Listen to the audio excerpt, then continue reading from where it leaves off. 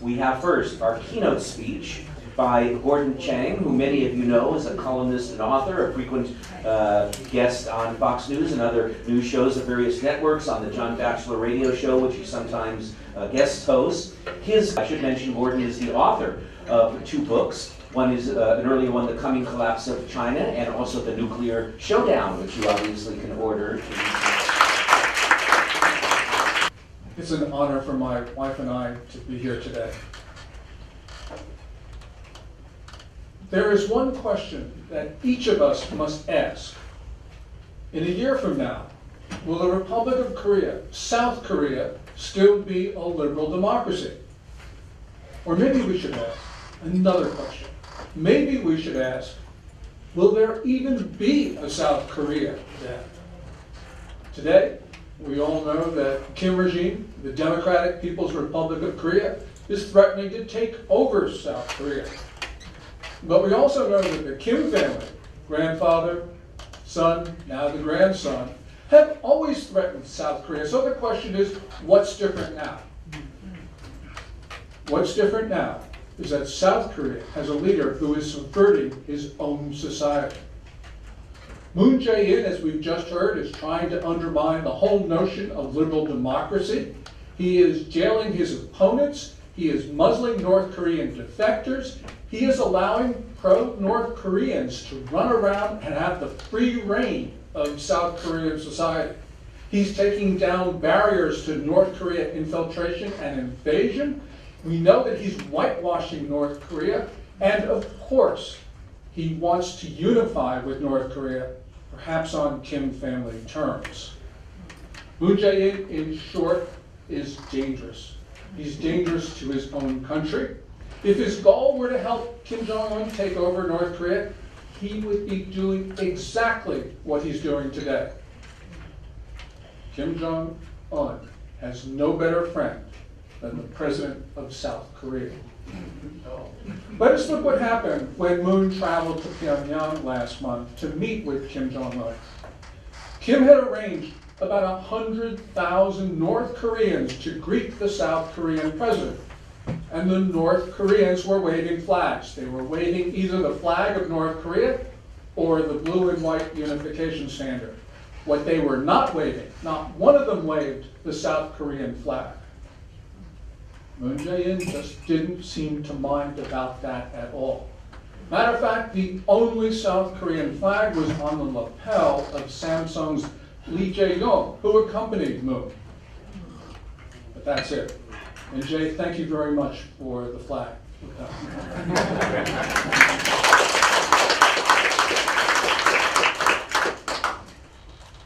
What we saw in Pyongyang was Moon trying to downplay the legitimacy of the government that he leads and even downplay the existence of the state that he was elected to represent. So let's look at what Moon actually said when he was in North Korea. And pardon me for my pronunciation. Moon on the trip often used the phrase Namchuk, literally south side or south, when the custom has been for South Korean presidents to refer to it Hongkong, literally the country of Han people. Similarly, Moon, when he was in North, said Namchuk Gukmin, that translates as South Side citizens. South Korean presidents would normally say Uri Gukmun, literally our citizens, or figuratively, my citizens. In contrast, Kim Jong-un did not return the favor. When he talked about these things, he only used the communist term, Uri Inmin, our people or my people. Moon's choice of words clearly indicated that he was subtly, but nonetheless significantly, he was not asserting the right of South Korea to exist. Now, Moon obviously wants to change that position, which has been core to South Korea's existence since its founding in August of 1948. So, for instance, recently his Ministry of Education has disturbingly changed the textbooks. Up to now, South Korea's textbooks have said that Seoul, quote, is the only legitimate government on the Korean peninsula. New textbooks, those authorized by Moon, do not include that phrase. Also, the Unification Ministry's training materials no longer include that important declaration. Now, to pave the way for unification, which is obviously Moon's cherished goal, he's also tried to make South Korea more compatible with Kim Jong-un's North Korea. Most fundamentally, the Democratic Party of Korea, Moon's party, led an attempt to remove the concept of liberal from democratic in the South Korean constitution. Now, fortunately, South Korea's conservatives were able to rebuff that effort, but the education ministry in June of this year tried to change the country's textbooks again to eliminate the concept of liberal from the concept of democracy. The ministry had to relent in some respects, but nonetheless we can see what Moon is trying to do. Moreover, Moon's government has given only a lukewarm endorsement to the National Community Unification Formula, which has been endorsed by every South Korean president since 1989. And that formula affirms that a unified Korea should be a liberal democracy. The Kim regime in the North, of course, rejects the term liberal, but it does say it's democratic. And so therefore, what Moon is trying to do is to remove a barrier to unification. Moon Jae, in unfortunately intangible ways, is also undermining democracy. Since becoming president in May of last year, he has used the control of the big broadcasters to muzzle those views that he does not like, and also to promote North Korean views. And as Lawrence Beck has pointed out to me, recently an American expert who was visiting Seoul was warned by a state-funded broadcaster not to voice views of criticism of Moon's approach to North Korea. Now Moon's government is going after free expression on social media. Minju, his political party, has sponsored a broadcast reform bill, as it's called. And that bill, if enacted, would allow the government to take down YouTube videos that it doesn't like. As Ambassador Lee has said, YouTube is a main venue for those who don't share Moon's views. In South Korea, is it really becoming North Korea?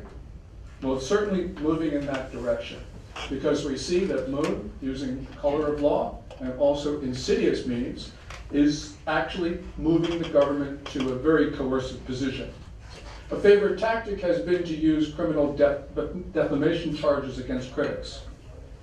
Moreover, the South Korean government is pressuring North Korean defectors to keep quiet about their experiences in North Korea and how they feel about the Kim regime. Conservative voices, Peck says, have been prosecuted, they've been persecuted, they've been pressured, they've been censored, they have been retaliated against, and they've been harassed. And they are not the only ones who have been targeted by this. What we are seeing is North Korean elements in South Korea are starting a reign of terror. And in that reign of terror, the North Korean elements, of course, feel free to speak, and they're denying that same right to others. The North's radical proponents are now holding rallies against what they call are the scum. In other words, those people who left North Korea to live in freedom in the South. Moreover, the radicals have been putting up posters in Seoul, these wanted posters, especially for 2 North Korean defectors. Because these 2 defectors have been targeted for assassination by Pyongyang, what these wanted posters do is it puts their lives in risk. Free democracy, as we now know it, is currently on the verge of collapse, say many people in South Korea. And that's true, because the feeling of alarm is certainly, with justification, widespread in South Korean society. And if all of this were not enough, Moon unilaterally and with agreement by North Korea is now starting to take down the defenses against a North Korean attack, as we just heard from Dave Maxwell. So for instance, he's taking down barbed wire fencing, observation posts, tank traps. He's also proposing a substantial reduction in the size of the South Korean military. Now, you will hear justifications for the reduction of the size of the military, and people say, well, collapsing demography, we don't have the young men who are willing to serve. I'm not buying it. First of all, South Korea's population size has still growing. And clearly what we're seeing is, although it eventually will turn down in several years, it's nonetheless big enough to support the size of the military as it is today. Second, the planned decrease in size of the force of the military is much greater than the projected demographic decline. And third of all, the Moon government is proposing to reduce the period of conscription to 18 months from 21. Reducing the period of conscription is the last thing that a government which is concerned about demography would do. It's the last thing that you would do. I'm forced to one conclusion. I believe that the Moon government does not want South Korea to defend itself. And that conclusion you have to draw when you look at that detailed military agreement that Moon and Kim arrived at last month in Pyongyang. That agreement, of course, takes down a number of South Korean defenses. It certainly favors North Korea more than us. And remember, as Dave pointed out, North Korea is the attacker. We are the defenders. Now, many people speculate as to Moon's motives, but whatever his intention, we have heard from Daniel and from others about Moon's advisors. Many of them who were members of these Juche revolution groups, the Jusapa, and who have refused to disavow their views to this day. And to this day, allegations continue to swirl around Moon's chief of staff, Im Jong-sok. Moon, as Lawrence points out, is still continuing to hire far-left investors. Therefore, Moon's refusal to insist that North Koreans fly their flag, his flag, the South Korean flag during this trip, is disturbing. This is a breach of diplomatic protocol, and any national leader would have insisted that the South Korean flag be flown. As my friend Dave Maxwell says, and sorry to rely too much on you, Dave, but you are the source of my wisdom on this, the North continually attempts to subvert, coerce, and extort South Korea. And now Kim appears to have recruited a sympathizer in the form of the South Korean president. As a result, we all have to be concerned that South Korea is becoming defenseless, under threat from a militant regime. As an initial matter, there's a danger, a real danger, that the United States is just going to get sick and fed up with all that's going on and walk away from South Korea.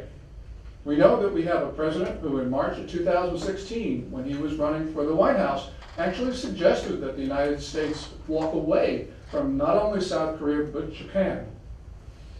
But there is real anger in these days, and that anger is justified, as it should be. We've got to remember, go back to the end of October of last year when the South Korean Foreign Ministry issued, in conjunction with the Chinese Foreign Ministry, the infamous 3 no's. Those 3 no's were that South Korea would not allow any more emplacements of the American-built THAAD missile defense system, that South Korea would not participate in any ballistic missile defense system, and that South Korea would not join any tripart alliance with Japan and the United States. Now, there was no or virtually no consultation with Washington before South Korea issued the 3 no's, and that, of course, is inconsistent with South Korea's obligations as a treaty partner. By issuing the 3 no's on missile defense and alliance matters, South Korea essentially told us 2 things. First of all, Seoul was saying that Beijing was more important to South Korea than the United States. And Seoul was saying that although the United States is obligated to defend South Korea, we cannot use certain weapons to do so because China would be angry. Since when did China get a veto over the defense of the Korean Peninsula? Since when do the Chinese get to say what weapons we can use to protect ourselves from a threat that, after all, China has nurtured?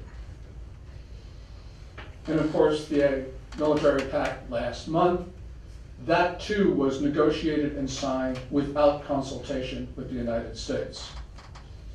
So it's not surprising that American officials are a little bit hot under the collar these days, and we turn to what happened this week, which was certainly a diplomatic breach on the part of the United States. South Korea's foreign minister, Kang, just said a couple days ago that no, Secretary of State Mike Pompeo was not uncivil to her. Well, I think he probably was, because the reporting also indicates that Pompeo was so upset during a phone call with Minister Kang that he actually hung up. He cooled down and then called her back later. Yeah, it's a diplomatic breach, but I don't blame Pompeo, because I probably would have done the same thing. And maybe, just maybe, what we're seeing is a deliberate strategy on the part of the South Koreans to make the U.S. so upset that we do walk away. Getting America off the peninsula, which is a result of a peace declaration that Moon Jae-in wants, well, what would happen? Yes, immediately after that, you would hear all those forces that Daniel talked about. They would then say, look, there's no need for American troops anymore. Okay? No American troops, no alliance. What happens? It's what Maxwell talks about. Sorry, Dave. But it's exactly what he'll talk about, and that is North Korea will intimidate South Korea into submission. The danger of Moon's moves, therefore, is the existence of the South Korean state will be ended. There'll be no more free Korea, the better version of Korea.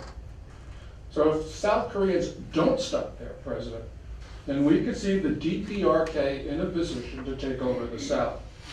And that's not just my view. Kim Jong-un in recent months has been talking more and more about quote-unquote final victory, which is North Korean code for the elimination of the South Korean state. So he's getting optimistic that he, Kim Jong-un, will be able to do what his granddad and his dad was not able to do, which is to absorb South Korea. So what should we do? Well, we need to convince the American public that the Mutual Defense Treaty with South Korea is not just for the benefit of South Korea, but it's also for the benefit of the United States. Why is this the case? Why is it in the interest of the United States? Well, first of all, for more than a century, about a century and a half, American policymakers have drawn their Western defense perimeter, not off the coast of Hawaii, not off the coast of Guam, but off the coast of East Asia. South Korea, which is of course on the continent of East Asia, anchors the northern end of that defense perimeter. And with South Korea in unfriendly hands, it makes Japan, another treaty partner of the US, untenable to defend. Second, we all know that this is a time when democracy, the form of governance, our governance, is under attack by large authoritarian states and under attack by others. We cannot afford to lose any free society, especially a free society as important as South Korea's.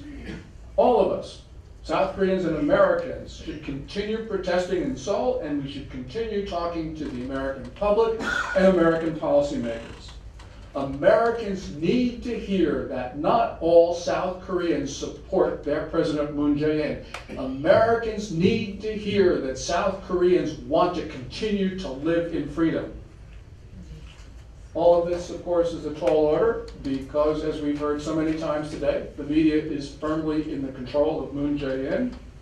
But this is a struggle that we can win, and it's a struggle that we will have to win. America's security is dependent upon the security of South Korea. South Korea's security is dependent on ours. So for Americans, from our point of view, defending South Korea is defending America. And that's why these conversations, and that's why these months are so important to us, because we may not have much time.